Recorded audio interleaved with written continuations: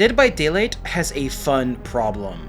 I first played Dead by Daylight in 2018, and back then, it was a fun game to play and mess around on. Sadly, I deleted most of my clips from back then, but I got pretty good at the game, unlocked all the perks, and had hundreds of hours 316 killers and playing with friends.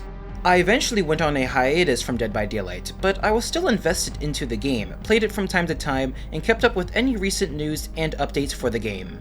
Although I originally stopped playing because I wasn't having as much fun, I still enjoyed the game and it served as a good replacement for me when the game Friday the 13th, a game I was essentially a pro in, died out.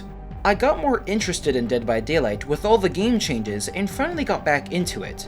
Throughout the course of getting back into Dead by Daylight, fighting the newer killers like the Skull Merchant, the Knight, and Pinhead, looking at all the new perks and going against them, I started slowly disliking the game and becoming frustrated at it.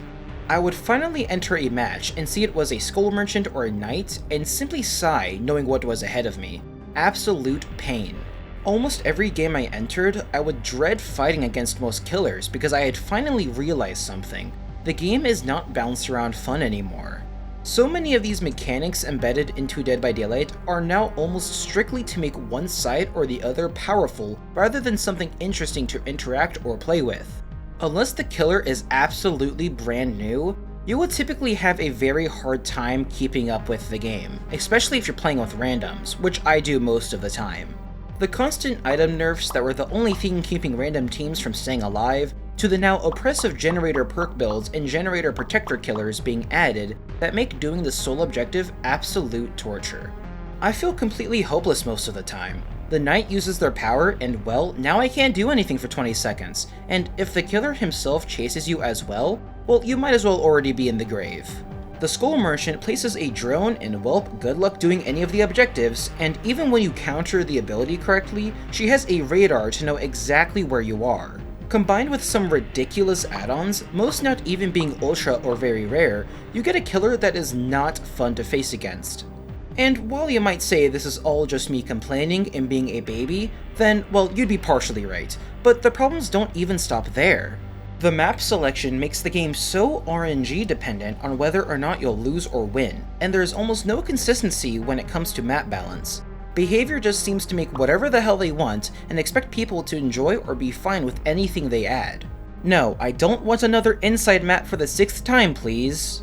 I've never played a game before that the map has such a drastic outcome on the match. Even in competitive games like Valorant and CSGO, it is more left up to the player to do well rather than the map determining a win or loss. But in Dead by Daylight, that is just not the case. You'll be at such a disadvantage solely because you got a ridiculously big map that most killers are going to suck in, or you get a super small 2-story map that makes you guess where the killer is at all times as a survivor.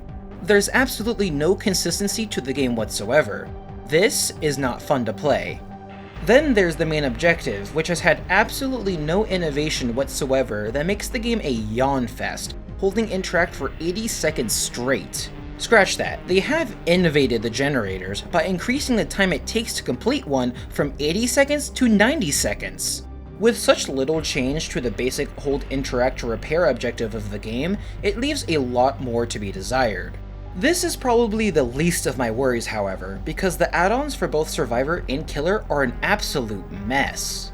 Half the add-ons for Survivor are never used seriously, some are completely unnecessary, some are completely useless, and some do barely anything worth bringing. The flashlight is a good example of some terrible add-ons. The only add-ons that do anything are the batteries and the filaments. To elaborate, increasing the brightness of a flashlight simply increases how bright the flash is from the killer's perspective, which is already unnoticeable since the killers will just look away from the flashlight regardless, and it doesn't decrease the time it takes to blind the killer. Increasing the accuracy does little to nothing, and increasing the width is also negligible and unnecessary. The only stats that actually have somewhat of an impact for the flashlight currently are the battery, which adds more flashlight time, the filament, which does essentially the same thing, blindness duration, which the values currently aren't very worth it over batteries, and flashlight range, which only 2 add-ons do and are overshadowed mostly by the time extension add-ons.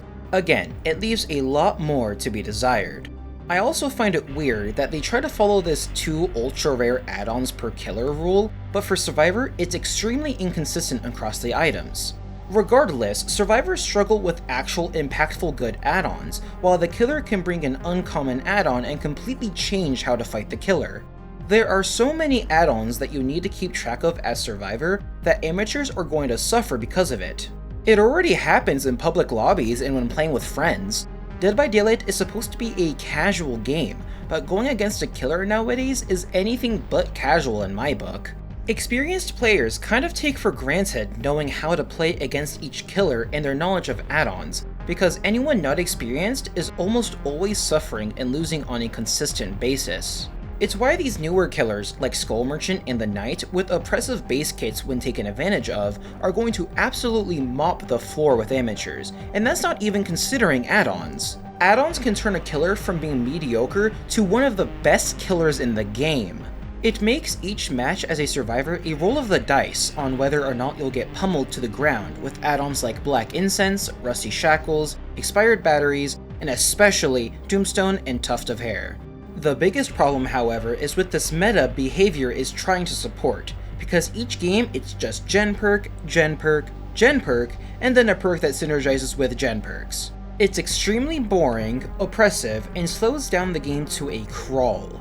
It forces survivors to use their own gen perks to counteract the gen oppressive builds. I know I had to switch to using perks like Prove Thyself and Hyper Focus to Gen Rush while always bringing off the record and borrowed time because these killers nowadays just camp hooks, tunnel, and stall the game with their Pain Resonance, Deadlock, Dead Man Switch, and if all else fails, No-Ed. The amount of games in which at least one teammate was tunneled and camped to death is insane, and it happens almost every single game. Luckily, they're finally adding an anti-camping mechanic to DBD that will hopefully solve some of the issues, but we'll have to see to find out. With all these issues I've been mentioning, you might think there would be a reason for all the suppression, and I believe there is. When you take a 4-man group of survivors that have thousands of hours in the game and are trying their absolute hardest, the killer typically doesn't stand a chance. Look at any competitive tournaments for Dead by Daylight, and you'll quickly see that killers are actually getting completely stomped and rarely achieve more than 4 hooks a match. This may come as a surprise for some people, but I think this perfectly explains the overarching problem with Dead by Daylight. Behavior seems to balance the game against the most favorable conditions for Survivor, which then leads to any team that isn't 100% efficient and great at the game to suffer against people that now play the most oppressive killers, perks, and add-ons that Behavior themselves added in to compensate for highly skilled survivors, or because it's what's most viable in the game currently. It explains why Survivor items are getting nerfed and add-ons are being mostly neglected.